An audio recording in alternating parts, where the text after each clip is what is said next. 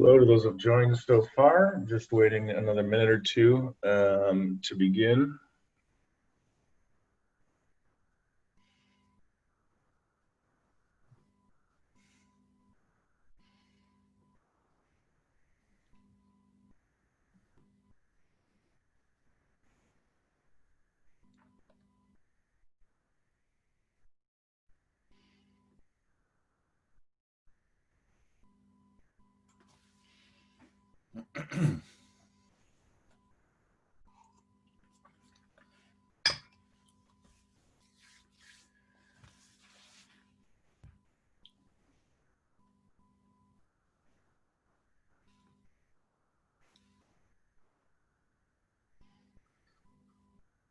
Okay, hello everyone. We're at the top of the hour, 9 a.m. Eastern time. For myself, my name is Ryan Sullivan. I am marketing coordinator for North America at Tikit.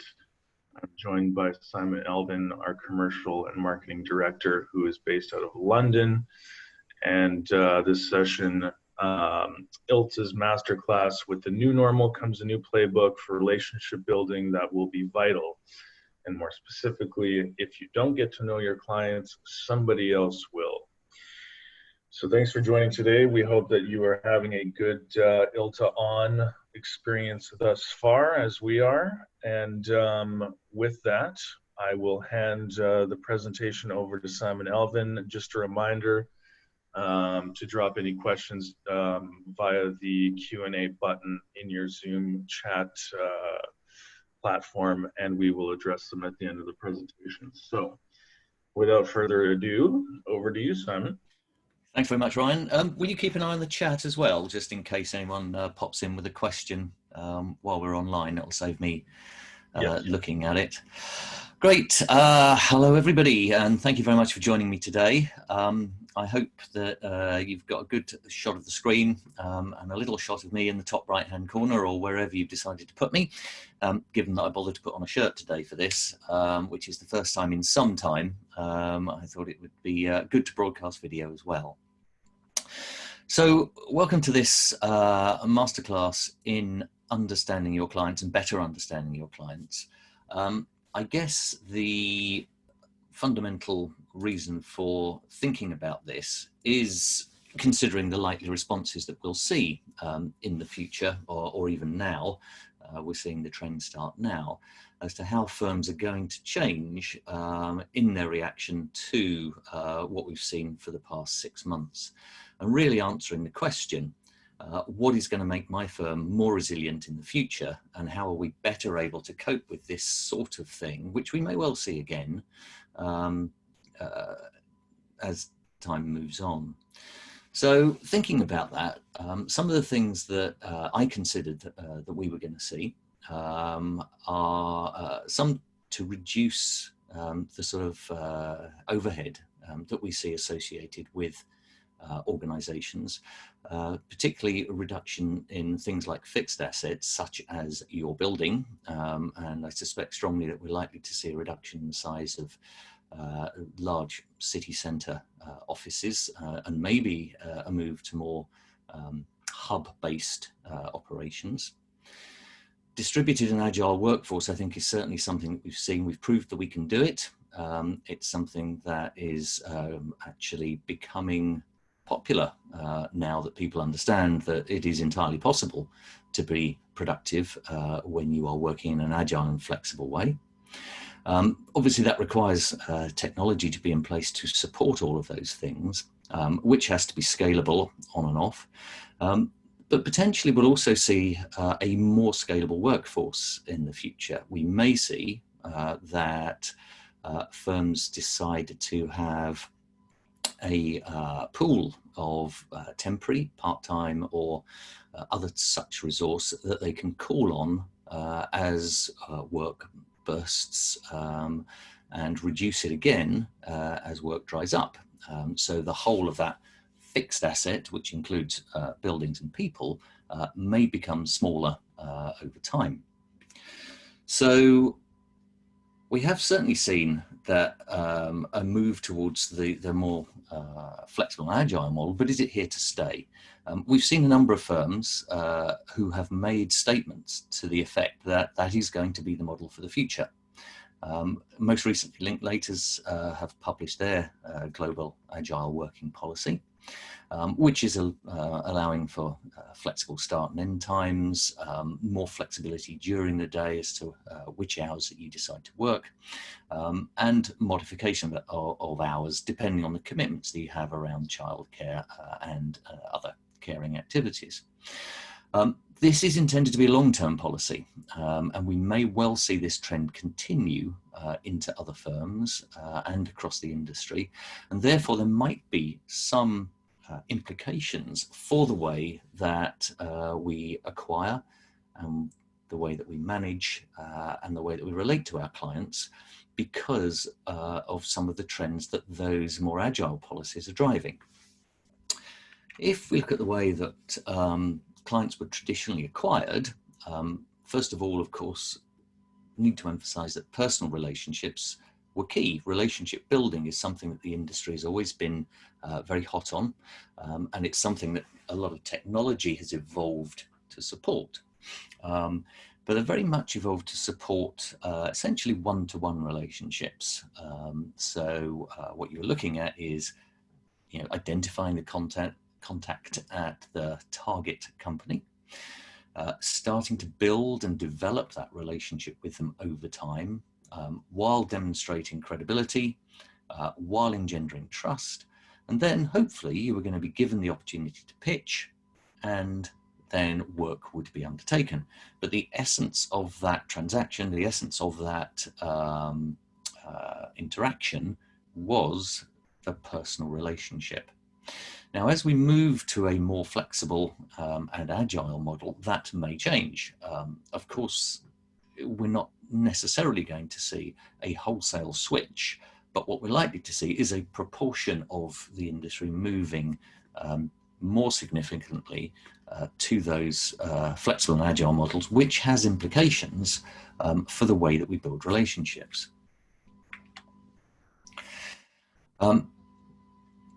What it fundamentally means is that the perceived relationship between an individual or an organization and the firm starts to assume greater importance than the individual personal relationship that they may have had with a particular individual in the firm.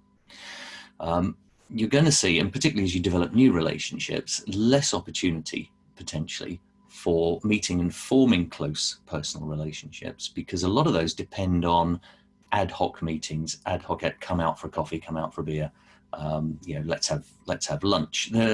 Proportionally, there'll be less opportunity for that as both sides of the equation spend more time potentially away from the office or central city locations, certainly. If you don't have the ability to build those very close personal relationships over a long period of time, potentially you have less personal loyalty. And you'll find that people are less willing to simply give the work because of the long-term relationship that they've always had.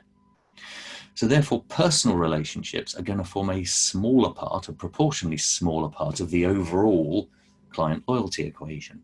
And the firm relationship, the overall perception of the firm and how an individual feels about that firm is going to assume greater proportion. Now, the firm relationship itself, of course, has multiple facets to it, and we are going to examine a chunk of those today, because the whole premise of this is that if you have a look at all of those facets and that you can surface information about all of those different dimensions to the firm relationship, you are going to be better able to react to changes in those and to clients potentially moving away or indeed moving closer to the firm. You need to be able to detect those changes in order that you can take appropriate action. So what we're really thinking about here is that both the firm relationship, the overall firm relationship, and the client experience, the experience that the client has with the firm, are going to assume greater and greater importance.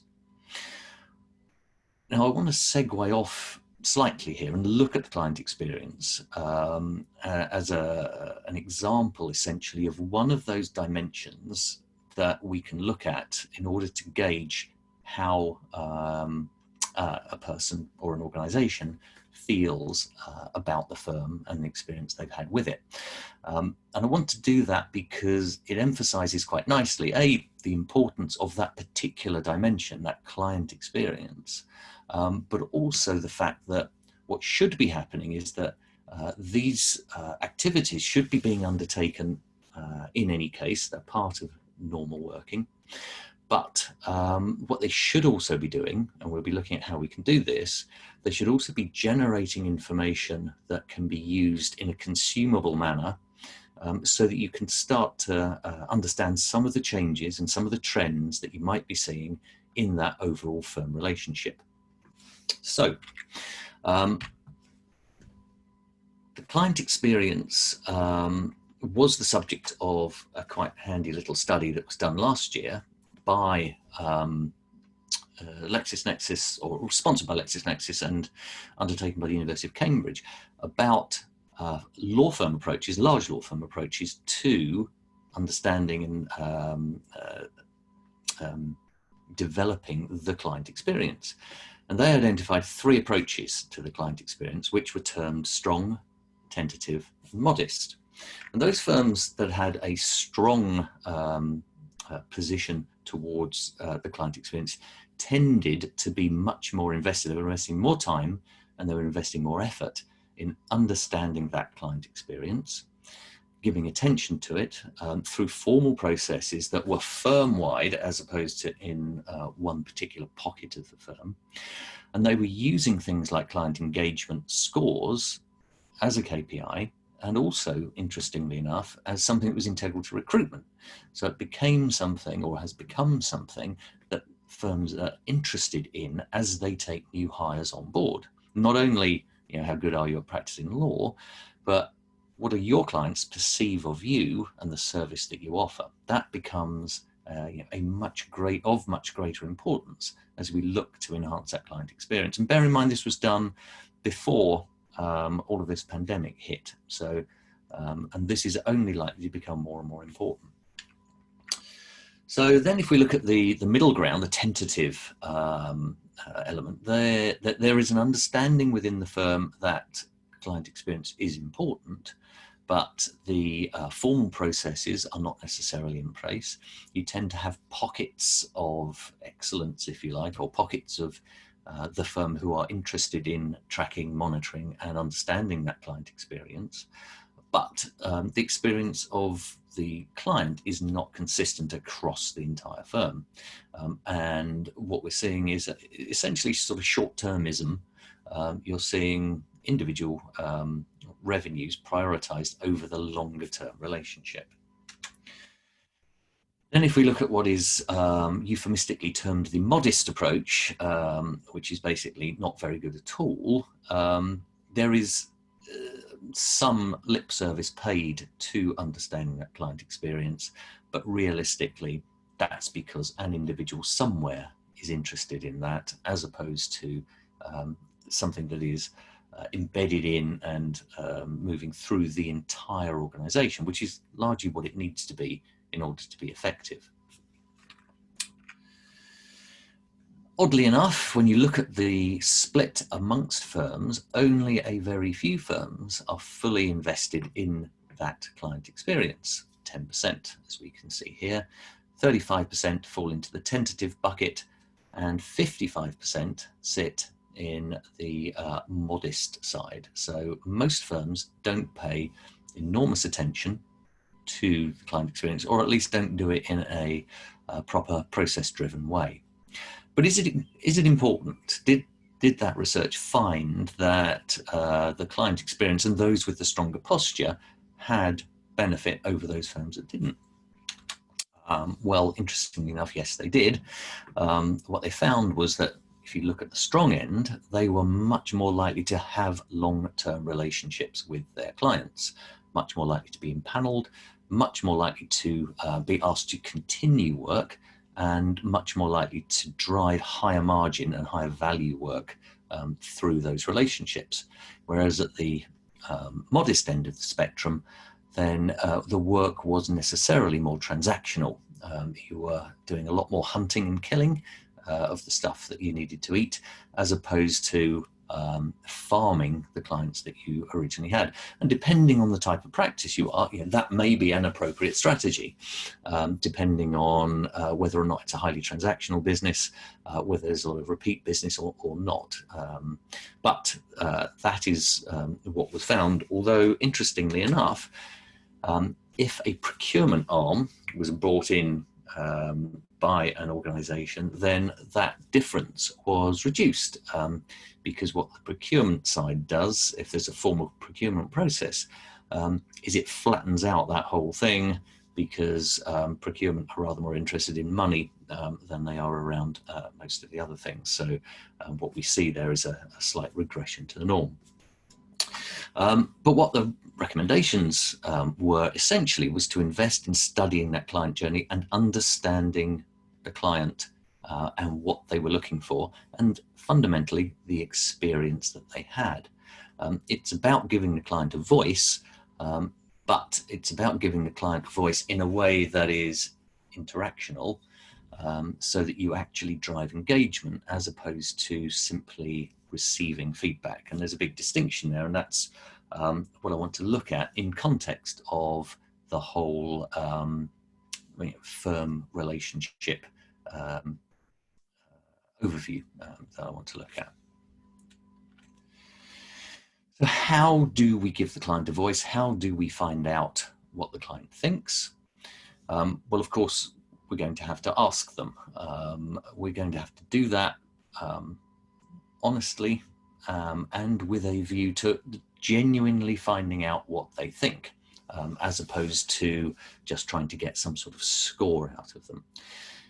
We need to demonstrate that we are in it for the good of the client, as opposed to our good.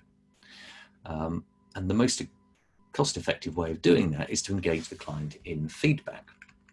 When we talk to people about this, we found there were a number of strategies that firms adopted. Some at the lower end don't even try not to bother to find out. They don't seem to think that it's a good idea, but they tend to be the transactional firms. Commonly, the sort of lowest common denominator is that here's an email address. Let us know if you've got any issues or you want to tell us anything. All the way to the other end, where there was quite significant investment in things like client listening programs and formal client feedback, where people were going out to do interviews, etc., etc. The issue with some of that, of course, is that those top end things are very labor intensive. So what you're doing is essentially self-selecting, or rather selecting an exclusive set of individuals or companies that you are talking to, and ignoring the long tail. And it would be far better if we had something that was a lot more automatic and inclusive, so that we could get feedback from anyone who wants to give it, and it has to be instant. What we really want to be doing is getting people to be able to feedback to us what they think at the time they think it, as opposed to 3 months later when we ask them. So the building blocks of what we might call an inclusive client feedback program are that it has to be simple and it has to be cost effective. It needs to be automated, so that there's no overhead on anybody in the organization to do this stuff, because otherwise it'll get too hard and we won't bother. It needs to be automated to avoid people cherry picking. I won't send them a survey. I know they're going to give me, they're going to give me bad feedback. I don't want to know. It needs to be integrated with the systems that drive the transaction, because then you can get automated sampling at the points that it is important. But we also need to drive engagement as opposed to just gather scores. Therefore, there needs to be an alert mechanism if negative feedback is received, so that something can happen. That feedback needs to go back to the place that it was, that generated it. So the people who are most appropriate to respond, those are the people that we want to be picking it up and engaging with the client to deal with that feedback. But it is also important that KPIs are generated that we can use, and we can use as a dimension of that firm relationship that we've talked about. So the inclusive experience program is going to include the entire timeline. It's going to include the entire client base, even before they become a client. It's going to include all firm systems and processes, and it's never too early to start. You may as well start sort of right now. But it is important that we consider it as a firm-wide thing. Where do we start to sample this stuff?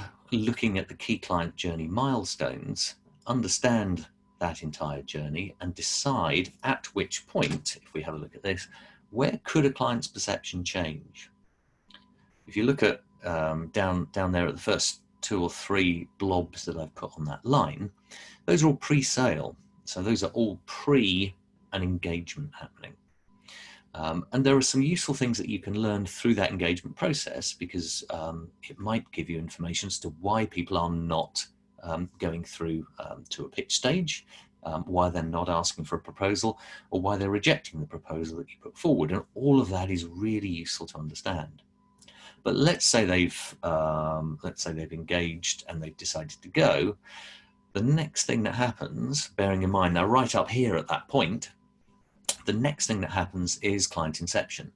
And if that client inception process is a poor one, and it seems very difficult, and there's a lot of manual intervention in that, then the perception at that point is a question as to whether or not they've made the right decision. And that casts the rest of the transaction in a light where the client is going, have I made the right decision here? So all of those processes, all the way up to the obviously completion, closure, etc., are really important. But client inception is a big one, because it is the first touch point, having made that decision to buy.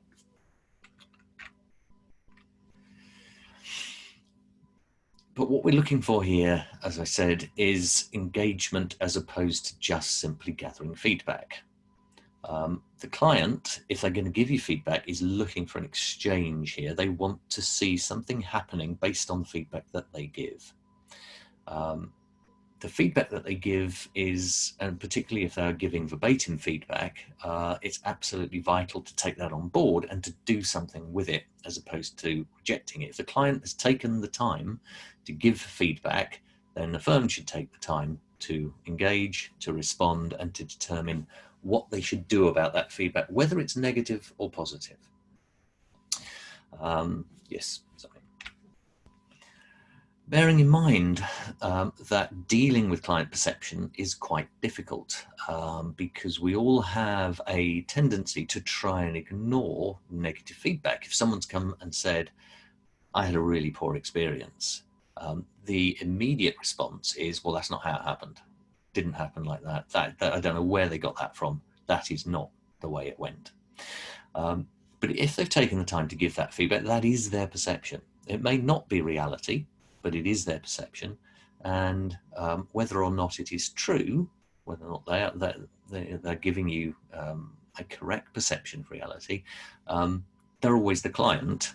So it is always essential to take that understanding on board, and to move into a position where you are matched as to how you think the transaction went. And the only way that that can happen is through dialogue. So if they have come and said, we had a problem, need to engage in dialogue, and you can get to the position where you have that natural Venn diagram with the overlap that says, yep, this is actually what happened.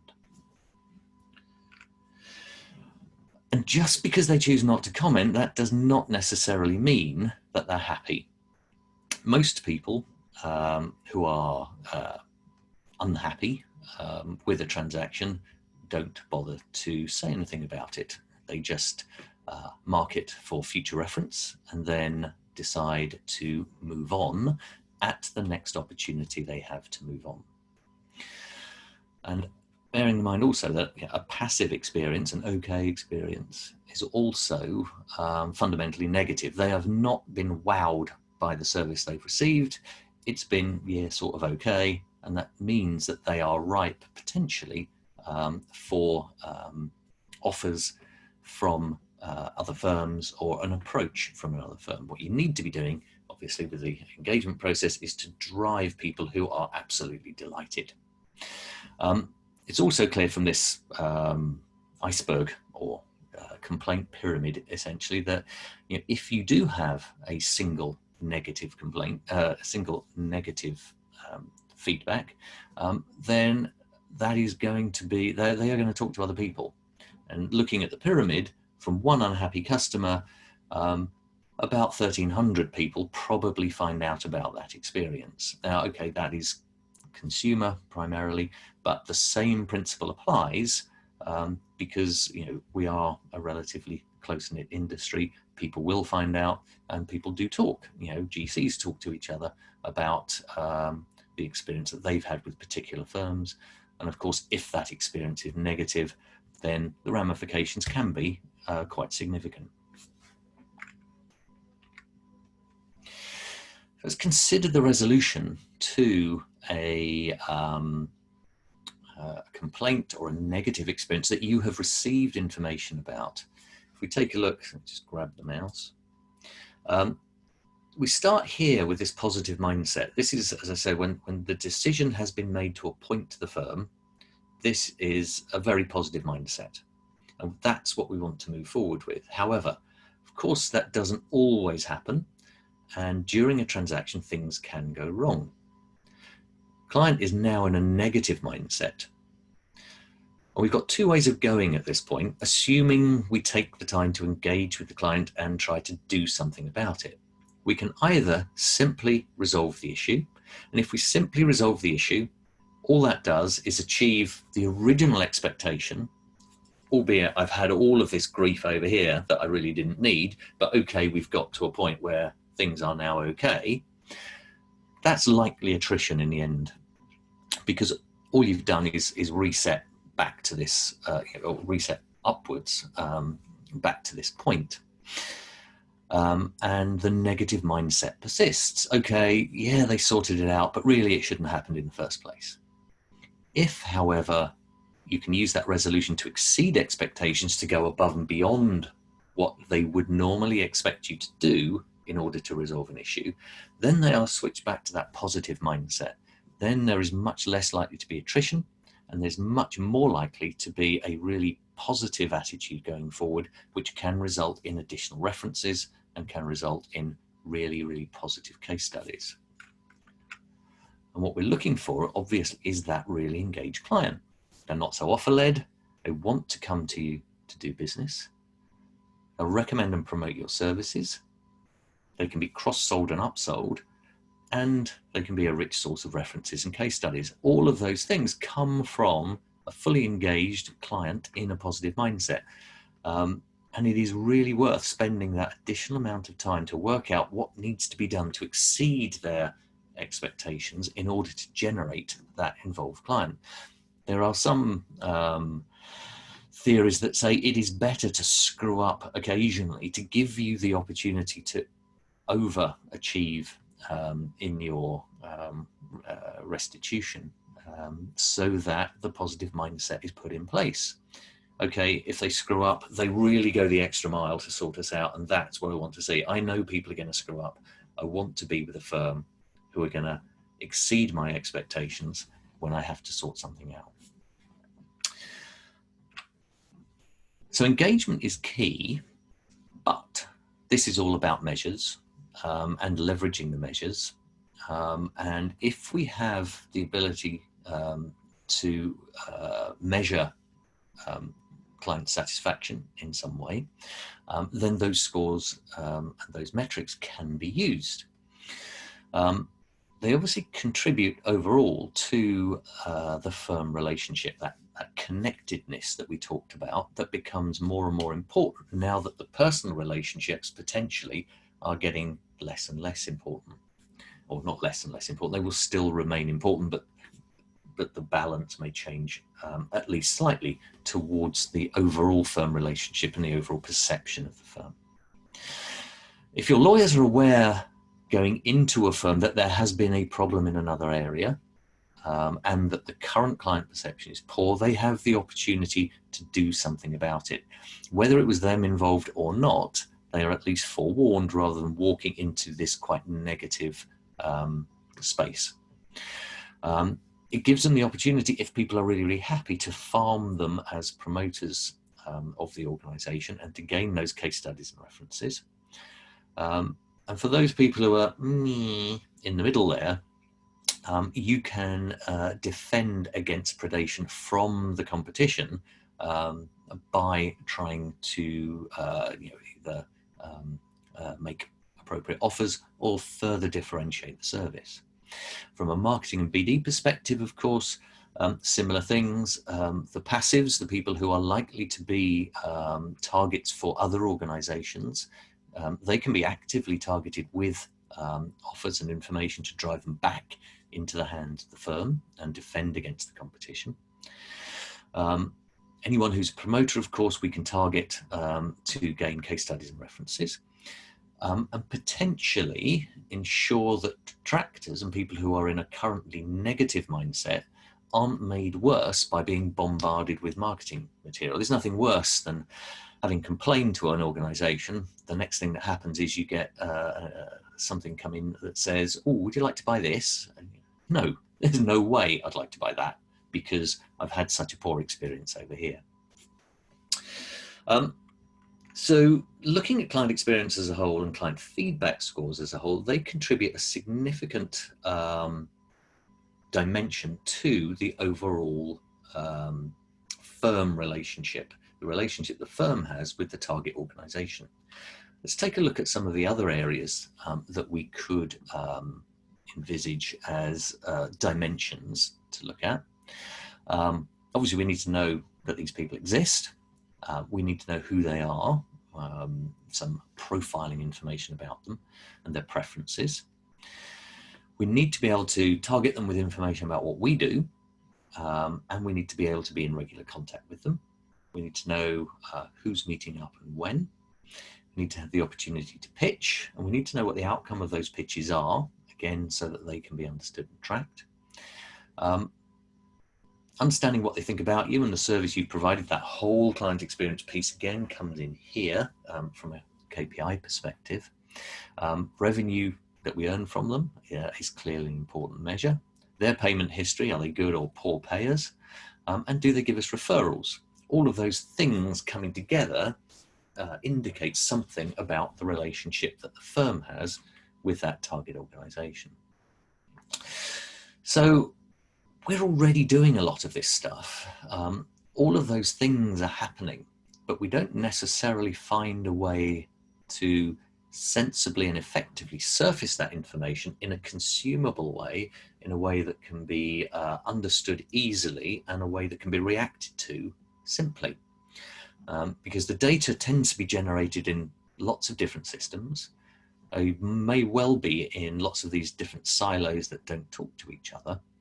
And what we need is a central place to put all of that information. And that traditionally is, or should be, the CRM system. The CRM system in an organization is the only system that holds information from the very beginning all the way through, from essentially conception to death, or rather the client leaving the firm. So that seems to be the natural repository for all of the information that we want, but it doesn't necessarily always have all of the connections it needs in order to hold that information. So let's have a look at the type of data that we are probably recording already somewhere and could put into the system. So I've categorized this in a non-legal way so that we can see how it looks essentially from a sort of tech perspective, so that we're not colored by the type of organization, the type of law that's practiced. So the very first thing that we see is usually visits to the website by an organization, and we can't tell who that is in most cases at this initial point, but we can tell that an organization is interested by using some of the tools that are available. And if we can, there's nothing to stop us creating a company record, company level record in the CRM system, and indicating what that company has been looking at on the website. Therefore, if a lawyer is trying to understand whether or not to target an organization, there may already be information in the CRM system that says someone's been taking a look at the website and they have been interested in these matters. So from website analytics, the creation of a CRM system company record with information about who's visited the website.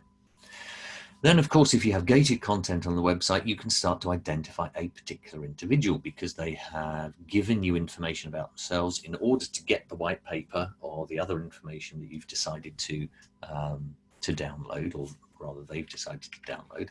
And therefore, from the website form, we can create our person record, and we can start to build a picture of both the organization and the individuals within it who are starting to interact with us. As things develop, we will be sending marketing communications now because we know we know who they are, we know their email address, and we know their area of interest. So we will be starting to append information from the marketing system into the CRM record to say what we sent them, whether they opened it, and whether they clicked on the link. And the website analytics again will tell us whether they clicked on the link and disappeared, or whether they clicked on the link and stayed with us. Further and better engagement, we're going to be using our marketing capability to send event invitations, and they may come to one of our seminars. And again, we can append all of that information to their person record. Over time then, of course, we're going to start to see our lawyers engage, and as a result of that marketing activity, we're going to be forming relationships, and we're going to be seeing activity being generated around meetings and phone calls and other things of that sort. Again, these things are going to be coming out of the activity, potentially an Outlook that the lawyer's doing, pushing it into the CRM system for appending to the person record. So now what we've got is additional activity going on to say we would really like to have a pitch. We submit the pitch, and from the pitch tracking system, we'll know whether we've won or lost. And again, that information comes back across into the CRM system.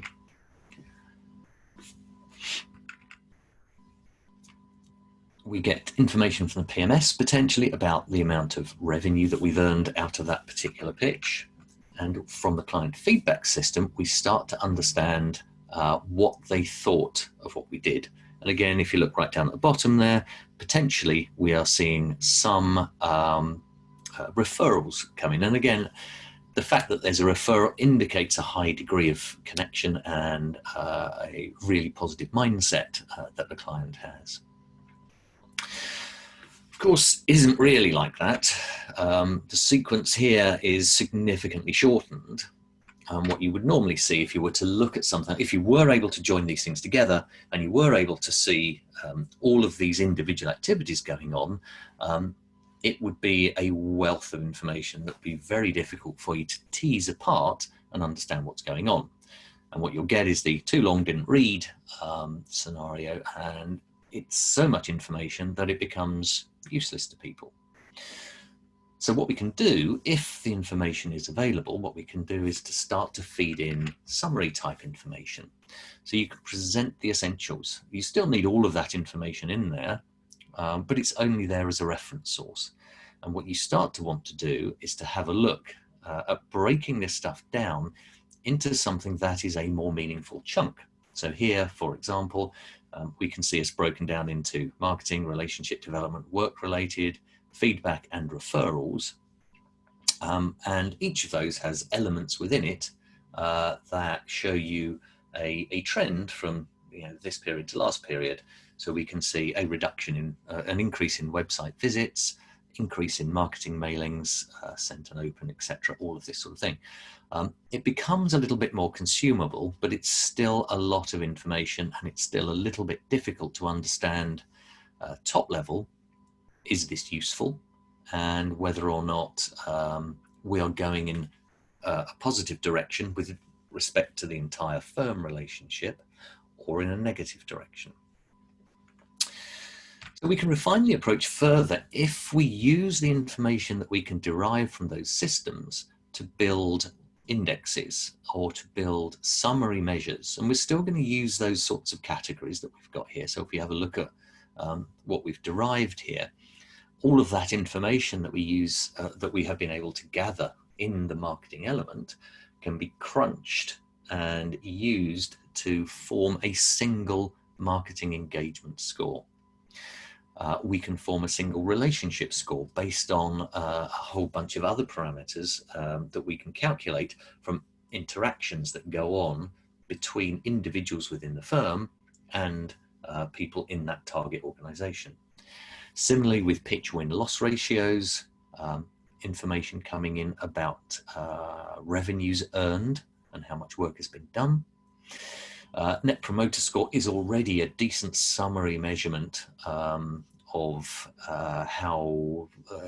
client perception and whether or not they are a promoter, a passive, or a detractor with respect to the experience they had. And again, a referrals index, looking at whether they are positively referring you to other people. So what you get there is a summary score based on a set of indexes. And of course, the logical conclusion to that is that you end up with a further summary client connectedness score. And you can see whether or not you have a really positive overall relationship with that client, or one that is a little worse and needs work. So how do we use the measures? If we were able to derive all of these measures and to have them presented in an appropriate way, we can first of all understand our point-in-time connectedness. So we have a 3-star client and a 5-star client, for example. We're more connected to the 5-star client, clearly. But we can also see trends, and it's the trends that are more important, and it's the trends that are even more important than the absolute measures that you might see in each of those summary metrics that we derived.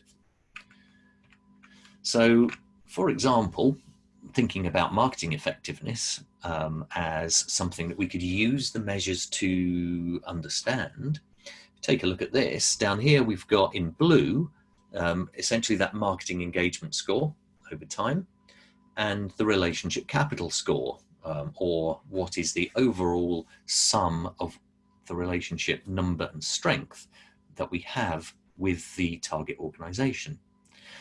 So what we're looking at here is building marketing engagement followed as a lag by building relationship capital. And what we can see is that at the top of the funnel, what we might term the top of the funnel if we use traditional sort of marketing terms, we are being effective in our marketing activity because we are building marketing engagement. And then we come to the middle of the funnel, and the middle of the funnel is the piece where we, in a traditional world, you sort of switch over to sales. So it's come into the marketing funnel, and it's now become a sales-led deal.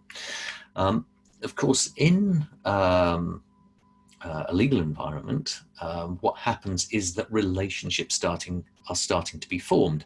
And as those relationships start to be formed, that is essentially when that handover occurs from the top of the funnel, pure marketing activity, to the middle of the funnel, which is lawyer activity to develop those relationships and ultimately seal that deal.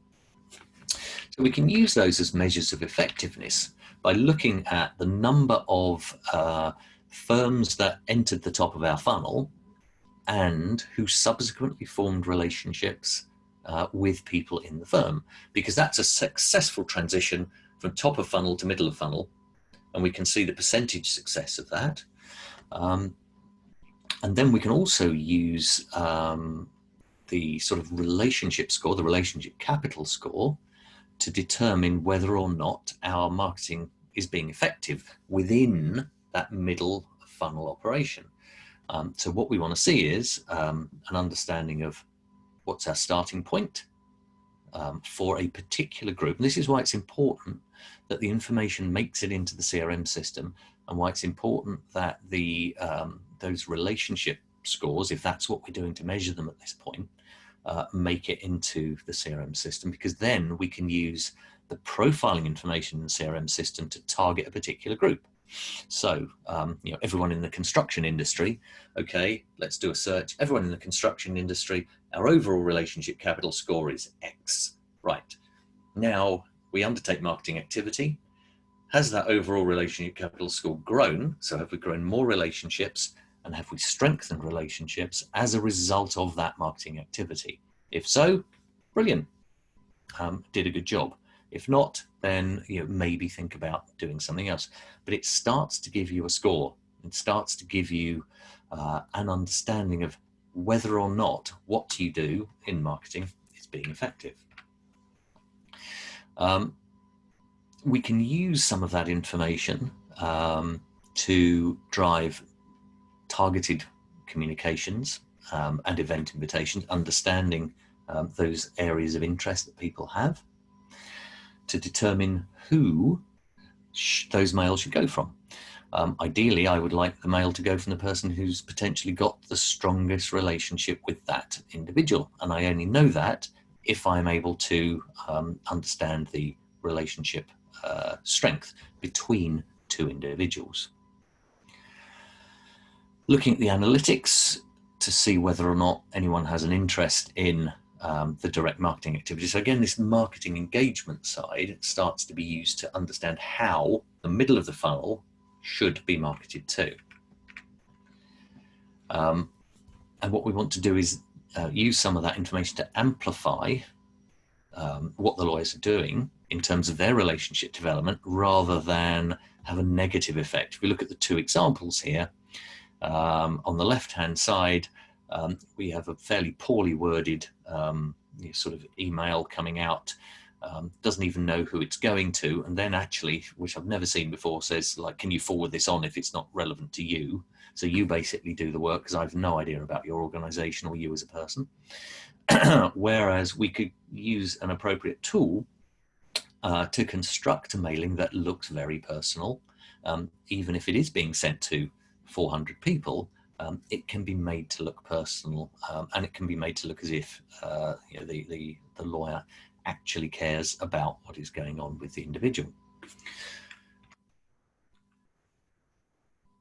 If we can understand some of this stuff, and if we have some of these measures, over time, we are going to develop a useful pool of information that we're going to be able to analyze in a sort of big data way to understand certain metrics or canary measures, if you like, that indicate that something is going wrong or something is going right. So if we see certain trends happening in the overall relationship based on the particular measures that we have derived, what we'll be able to do is say, okay, look, that there is an indication that that client is going away. They're showing less interest in our marketing communications. They had a poor experience 4 weeks ago, and therefore we need to do something to re-engage with them. Or it may be an indicator that they are about to make a decision, and therefore we may be able to put a little bit of extra effort in to just push them over the line. But looking at those metrics and how they work over time, combining them with the data that is held in systems like the CRM system to allow profiling to take place, is going to be enormously useful in trying to determine when to intervene from a marketing or relationship development standpoint. Those measures also allow us to take a more strategic view of where we are putting our effort in. We have to have a look at this and talk about what's that called? An axis. An axis of increasing opportunity. Where does the money lie? Where does the opportunity lie in our client or potential client base? How connected are we to those clients or potential clients? We'll see islands of activity, if you like. So we might be, if we look down here, putting in a lot of activity where actually we don't have many relationships and we don't have much opportunity. And what we want to be doing is understanding how we can push people sideways. So how can we increase all of those connectedness scores to move people into a place where they are going to buy? We can't push them up because the opportunity is effectively static. Either there is opportunity there or there isn't, but the activity that we undertake can help push people across to the right-hand side to become more connected to the firm, to become more likely to buy, to become more likely to be upsold or cross-sold to. And what we might want to do is stop doing anything with that little group of clients. So over time, we're looking at some of those measures and the top level trending that we're seeing to understand exactly what's going on. And if those can be surfaced in to something like this connected firm dashboard, then we're going to have an idea of what's happening with the entire firm. And if we drill down, what's happening with a particular client. All of these dimensions that we can see here are all taking place anyway. We're doing marketing activity, we're doing relationship development activity, we're doing business development, we're delivering matters, we're billing people. Maybe we're not actively asking for client feedback, but we should be. And if all of these measures can be pulled in, so we have a marketing engagement score, we have a relationship development score, we have something that represents business development, we have something that represents delivery, billing, or finance, if you like, and client experience. What you've got there is a really good 360-degree view of not only what's happening with the firm as a whole, but if you want to drill down and see what's happening with a particular client. So it'll allow you to much more easily identify things that are going on. And they're all, or can all, be derived from activity that is being undertaken, like that client feedback that we used as an illustration at the beginning. That should be happening anyway. There should be a formal program in place to drive increased client experience and reacting to client feedback, but it should also be delivering summary metrics that can be used in this sort of dashboard to understand exactly what's going on. Okay, 8 minutes to go. That is about me done with what I wanted to deliver. So let's move on and see if there is anyone who'd like to ask a question. If not, got time to grab a drink before you dash off to wherever you're going to next. Thanks, Simon. We had one question come in through the Q&A here from James. Hi, Simon. Regarding exchange of value, how might we gauge to what extent a client wants change in response to the feedback they may have given? Okay. What I think, so what we're really looking for here is to gather very quickly a verbatim comment. So quite often what will happen is when a firm wants to get feedback, they will sit down and think of 50 questions that they want to put together to ask about feedback. And then, you'll expect the client to go through and highlight all of these things. And then at the end, there might be a box that says, what about anything else you want to tell us? Using that mechanism, you don't get any indication of how important anything that they have said they were relatively dissatisfied with is to them. There's a useful example of this with Porsche cars in the UK. When they did this type of exercise and had that type of survey, they found that all of the garages that were surveyed, everyone said that the coffee was dreadful. So they spent a vast amount of money changing out all of the coffee machines in each of their locations to be something that was a lot more decent, which resulted in a net zero improvement in anything, because actually it wasn't very important to the overall experience, but they'd asked the question. What we would like to see with feedback is a move very quickly to verbatim feedback. So you do need to collect KPIs and you need to construct these things quite carefully, but almost straight away, tell us what you think. What you'll get then is what actually was most important to the client. And if that thing was very, very important to them, then you may need to effect change, if change is possible. But if you're going with a survey model, it becomes very difficult to determine whether or not you should change, even if you get a lot of people saying one thing. So from our perspective, verbatim feedback is vital, because it's really going to tell you what they think and what they felt was important about their entire experience, because that's going to be the first thing that comes to mind.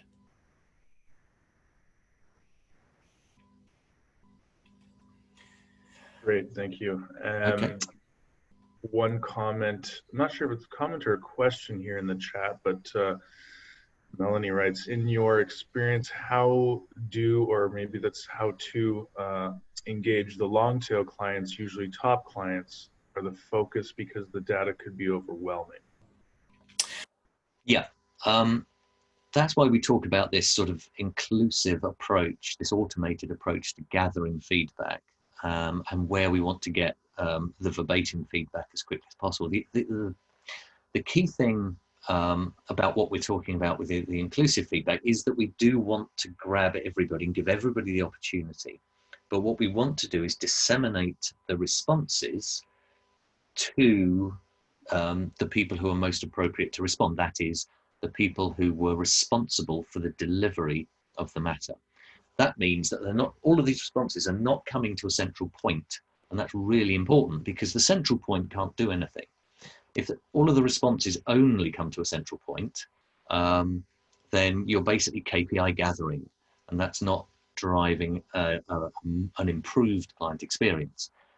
If the information goes out to the people who were engaged, then who undertook the matter, then they're best placed to engage with the client and work out what needs to be done. And they won't be overwhelmed, because they can't do that much work. So it's about distributing it out, and with the KPIs coming together into a central place, so that they can be sliced, diced, and analysed. And what are we seeing in this department with this team compared to this department and this team, or the firm as a whole? So all of that information is bubbling up to the top, if you like. Hopefully that answers the question. Great. That is everything from the questions and chat section. Excellent. So in that case, that concludes this session. For those that pre-registered, the recording will be shared. For those that haven't, feel free to drop us an email, and we can share that with you.